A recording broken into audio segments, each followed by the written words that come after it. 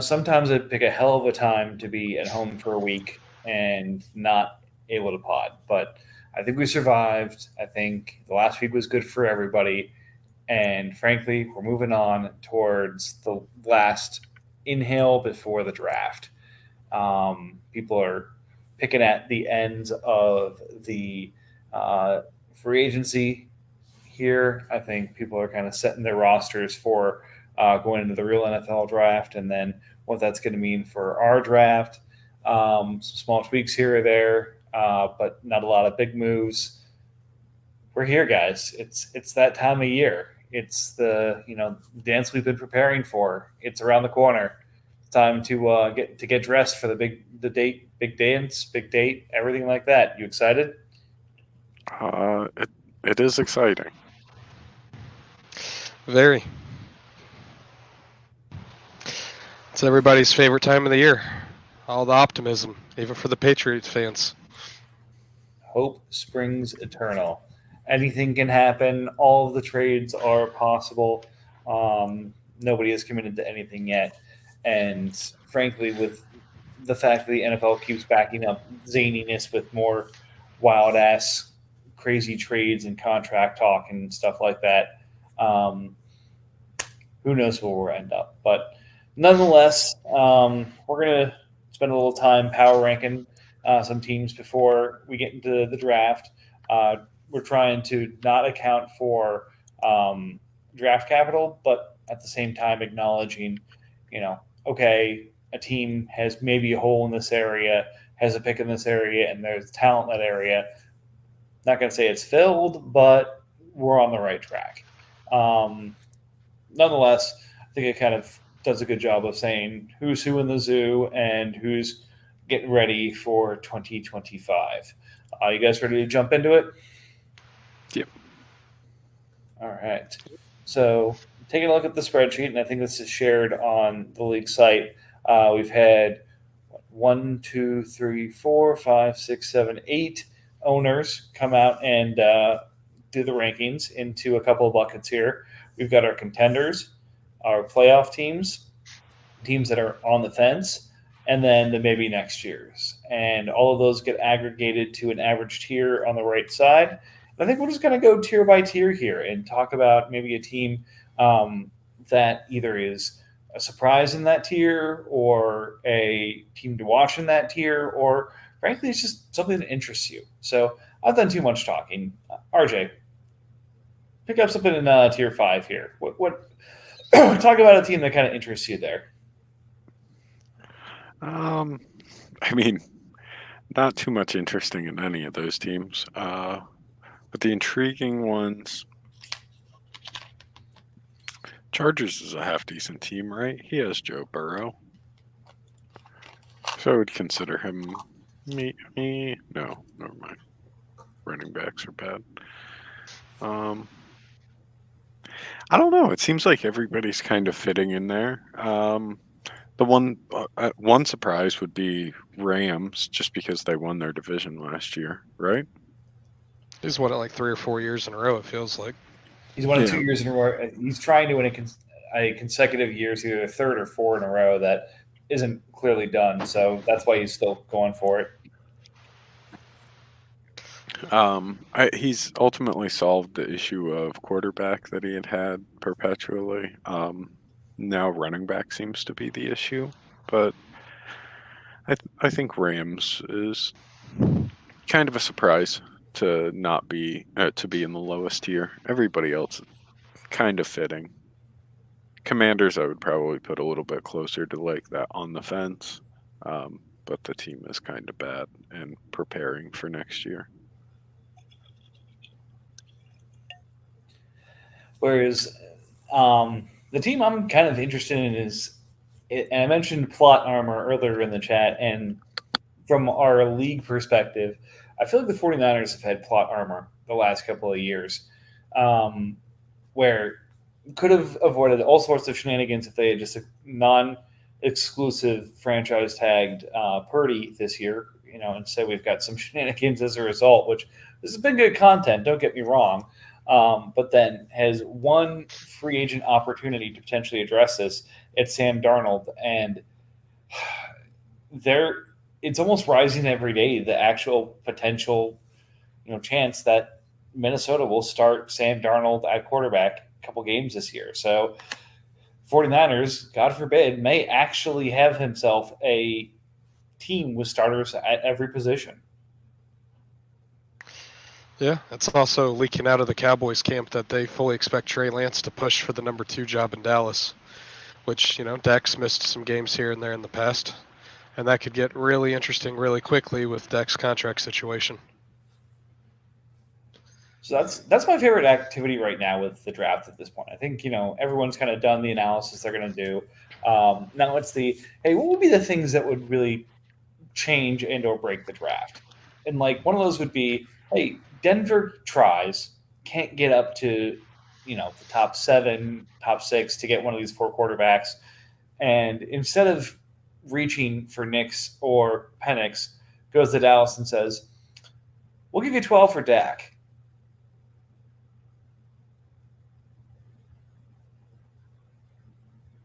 And then just completely breaks the draft, completely breaks, all of these things. So that's one of the things I've been enjoying these days.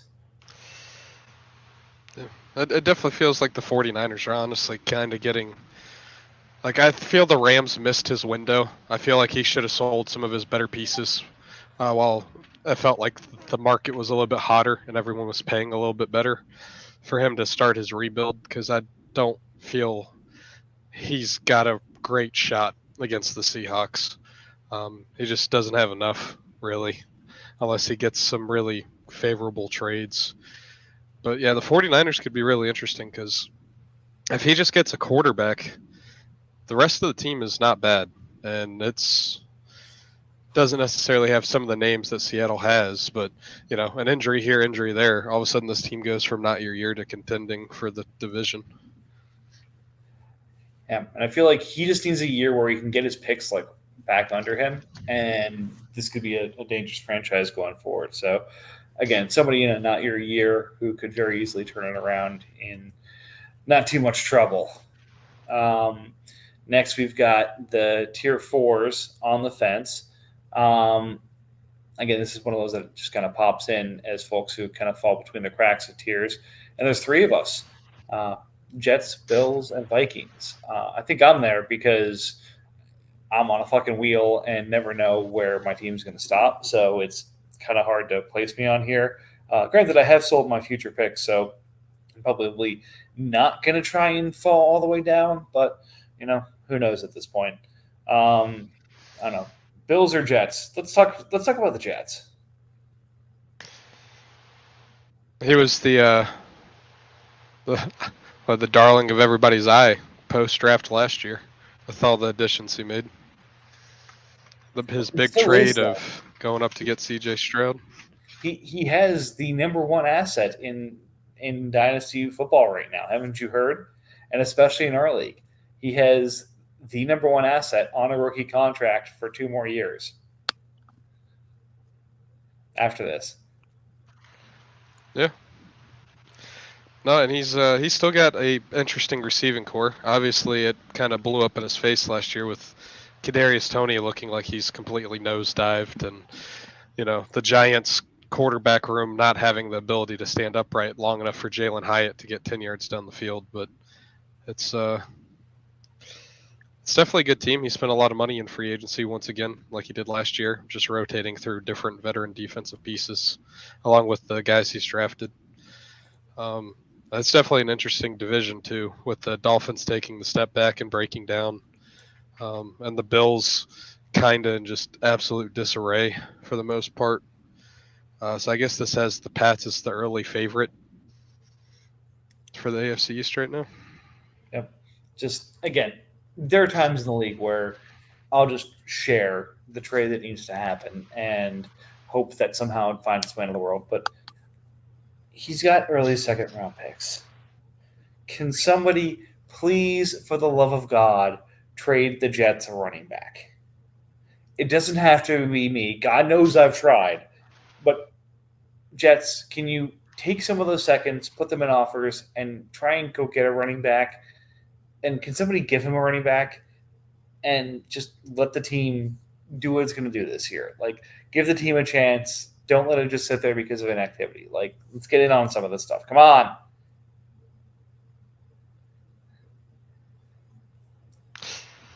Yeah, no, he adds a running back. He's essentially, I guess him and Pat's looking going back and forth between the teams. They're about on par with each other.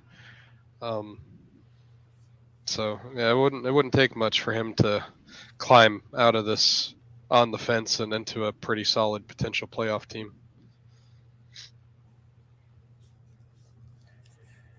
All right, and we've got our potential playoff teams, and quite a few. I think this is actually our largest tier. We've got Giants, Cowboys, Titans, Steelers, Browns, Panthers, Ravens, Raiders, Falcons, Saints, Lions, Patriots, Jags, Texans, Eagles. Wow.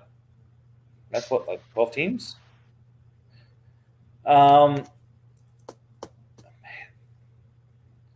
So, James, who's your biggest surprise in this tier? I'd say either that doesn't belong here or too low or doesn't belong too high.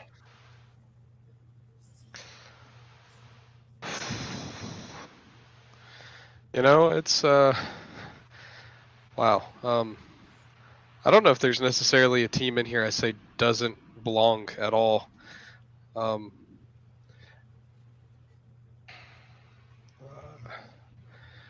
If I'm correct, though, that is a lot of AFC teams. Well, I mean, so if we look at the top 5, I think that's 4. Sorry, it's 3 and 2. 3 NFC teams, 2 AFC teams, right? And then kind of the potential playoff teams, it's 2 and 2, 3 and 3, 5 and 5, 6 and 6, 8 and 7. I think it's 8 AFC teams and 7 NFC teams.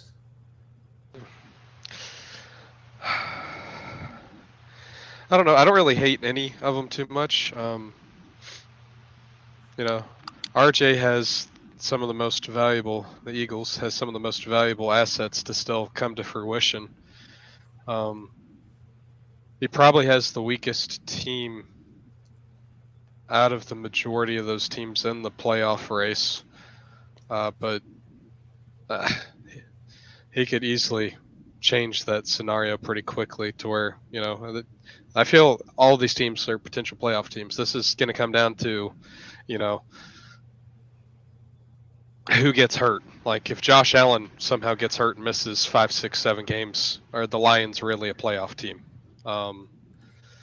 More things to that scenario where some of these teams are just a little thinner, and it's going to be the battle of who can stay healthy.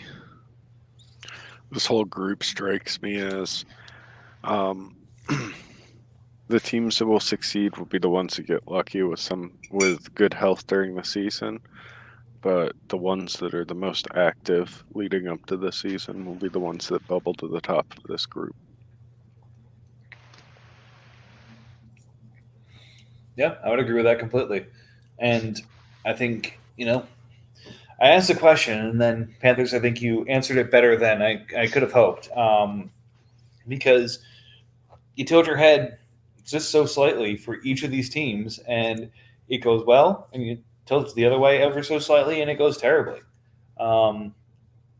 You have 4 competing teams in the NFC East this year.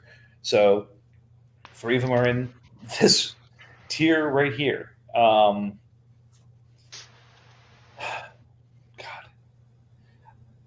I just can't wait for this all to get started. Like this is stacking up to be so much fun. This is going to be such a great year, and the way the off season's already going, draft is just going to make it even more fun.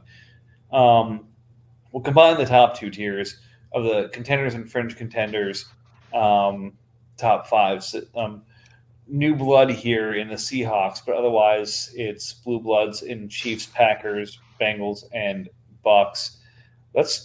I think the team to talk about here is the Packers. Jordan Love is the quarterback, good young quarterback to build around, but maybe last year or transitioning out of the last year everywhere else. Is this the year we see Jeremy actually getting active to pivot some of his assets? Yeah, this is the oldest team in the league, and that's not even a discussion. That's easily the oldest team. It's going to be interesting to see what he does. He's still got some guys that are free agents, like Michael Thomas and Tyler Boyd, are two of his receivers. Then they don't even have jobs right now. So, yeah, that's true. And again, the expectation is probably they'll have not a job for a few more days or literally 48 hours post draft when teams have decided where they're going to go and who's actually going to pay the extra million to get these guys. But that's going to change these things ever so slightly. That's why we do the pre-draft. It just makes me sad to see Buccaneers and as a almost across the board contender, and we don't want them to win 3 straight, guys. Come on, let's do something here.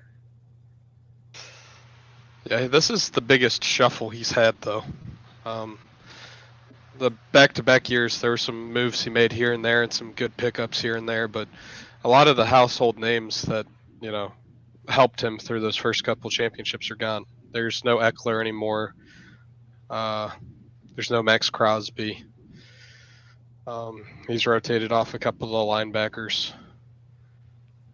He's definitely got a very different looking group, but it's still a very promising group. Yeah, I agree. A little bit less intimidating as far as like the top end players, but his team is still far and away better than everybody else's. And, just being able to turn old or aging Austin Eckler and various other things into Javonte, Kenneth Walker. That's been pretty decent pivots for him. So that's what keeps him right up there. Yeah, it's kind of interesting because him and Giants were both, the two heavy contenders going into last year, and then going into this offseason, they've both chosen very different ways to pivot, with the Giants breaking down and, arming up with a lot of high draft picks, whereas the Bucks is just kind of tiered down in some situations and not necessarily tiered up anywhere on his roster, but kind of filled it out and maybe got a little bit younger and a similar to slightly lower tier caliber player of what he was replacing. Yep.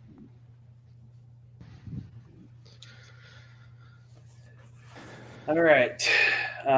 Anything else on sort of power ranks at this point, or should we move on? And I don't think we can cover all the trades that have happened in the last 2 weeks. It's just too many. What do you guys think? We can do our best. All right. Where did we leave off last time?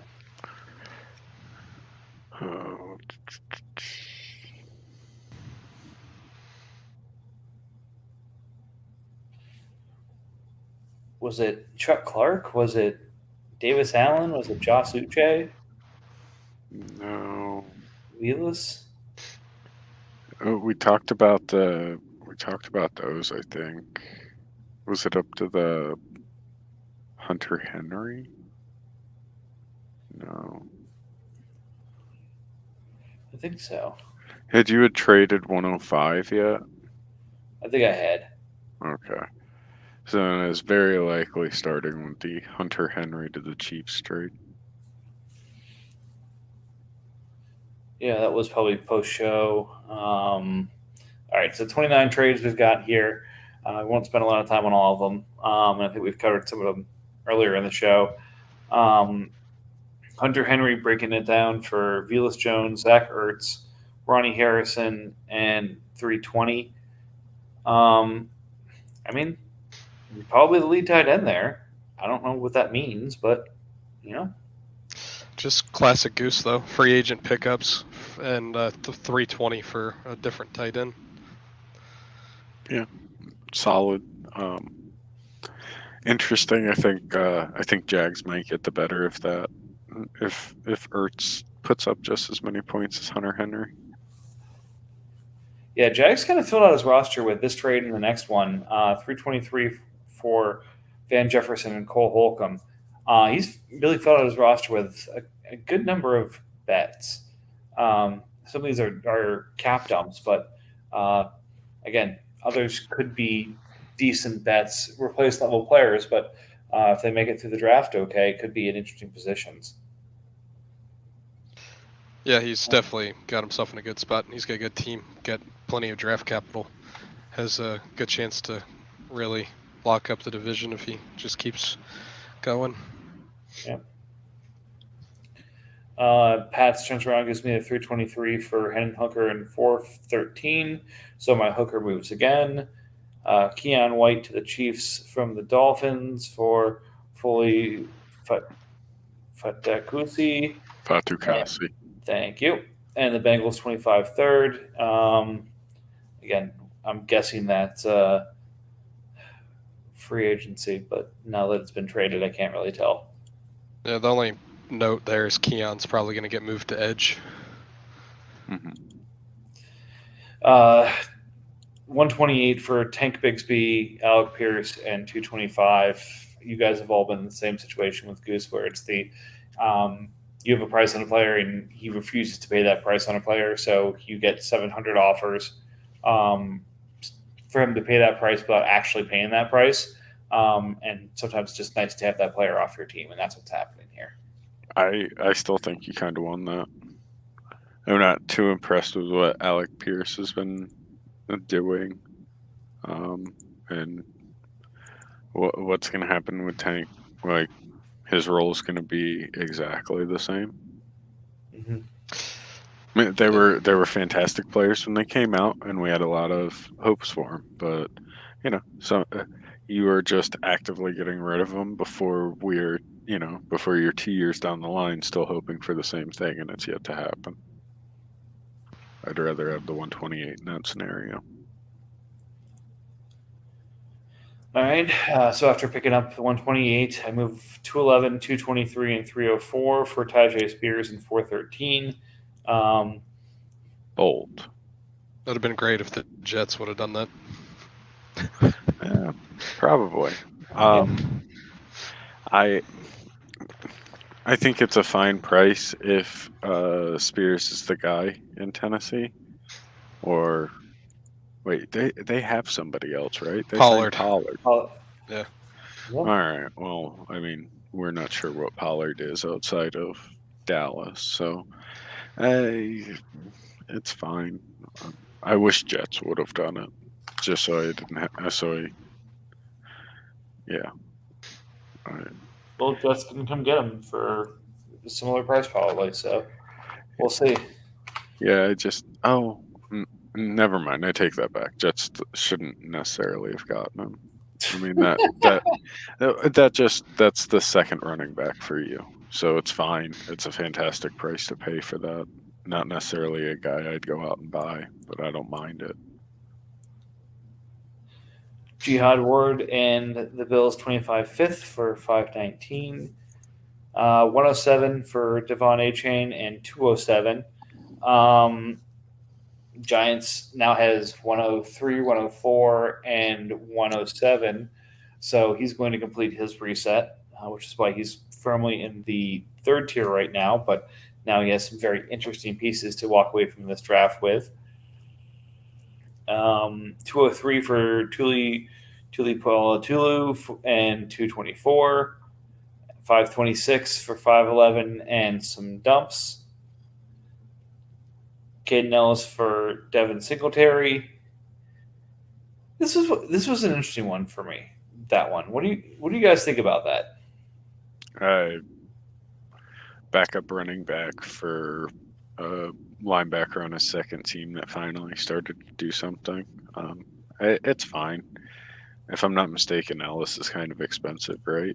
Yeah, 19 million. Yeah, it's fine. I'm under the like I expect the Giants to have somebody else alongside Singletary, like draft or something of that nature. If Singletary ends up being the guy, it's a solid win for. Would Chiefs pick him up? Yeah, Yep. Chiefs got Singletary. Yeah, that might just be a home run for Chiefs. Yeah. I just, as soon as I saw it go through, I was interested, and then I remembered he got Singletary and Jamal Williams for a third. So for Saints, he gets the linebacker, like just for what he actually. I understand every asset, every trade's different, but I get it on his end too. He wanted another linebacker. He gave up a running back he didn't pay much for. So. I don't know. I may be kind of down on like these defensive players that pop at 27 years old. Like I'm not. I don't buy into it. I don't think that 6 years in the league they all of a sudden like figured it out and now they're good at football. Buck steals Damari Mathis from me. Bats and I swap picks 210, 211, and 213 for 124, 224, and 313. Amenahu for Pierce between Jags and Chiefs. 109 to 110 to pick up Jordan Davis. Austin Johnson, BJ Ojulari, and Cody Barton for Thule through 23 and the Ravens' future third.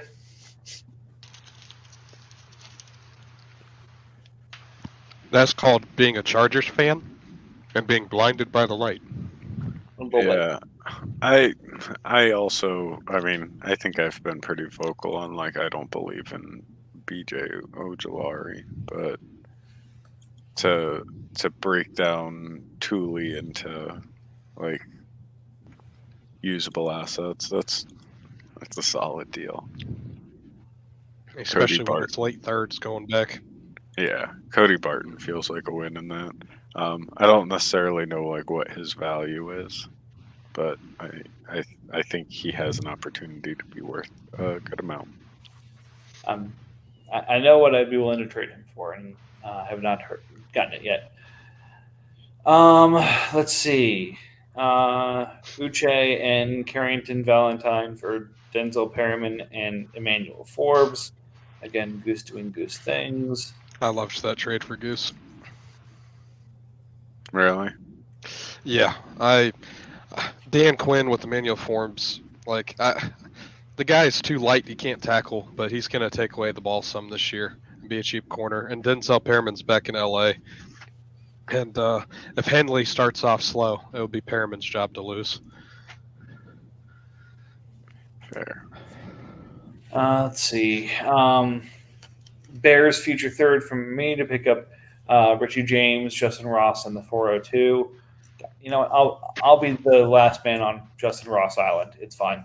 I'll talk about that when it's time to go. I just like the picking up Richie James for basically nothing. That's solid. 128 and 132 to the Broncos for Roquan and 220. And then 513 for Patrick Taylor, also from Broncos. We get into some bigger ones here. A.J. Brown for Nick Chubb, Quentin Johnson, and Sky Moore.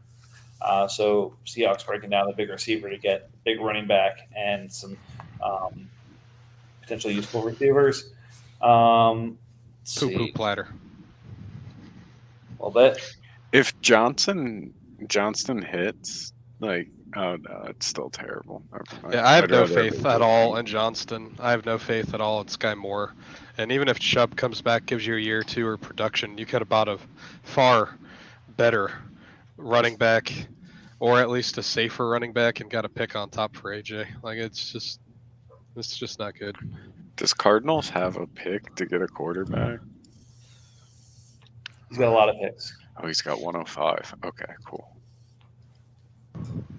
So he's going to be a real fun team to see in the draft. He's got a lot of fun picks and fun places, assuming he hangs on to them.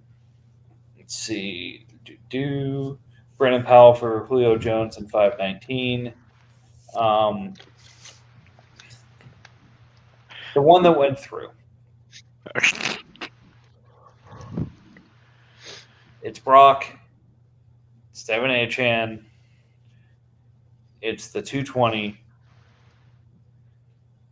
and a bunch of other shit for Deshaun Watson, Jameis, Michael Pittman,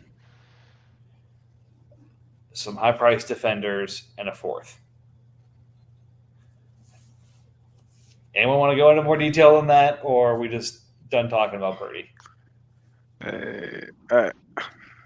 Yeah, I'm fine. I liked it. It's actually one of the not as awful Purdy trades. Well, I'm sure it's only a matter of time until we're back in that business. Hope not.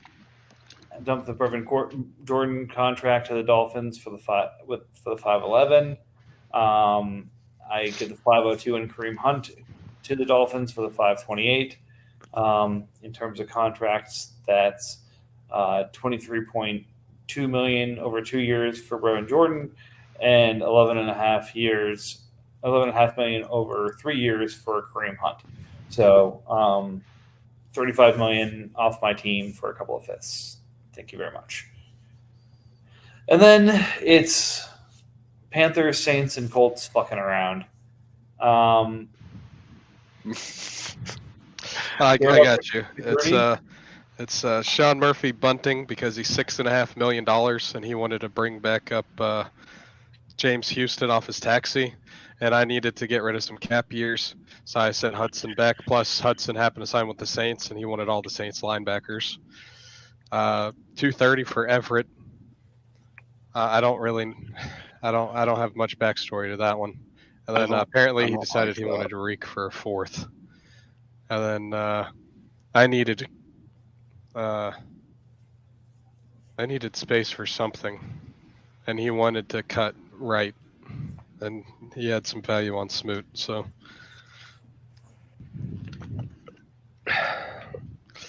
nothing too fancy. Everett trade is just, oh man.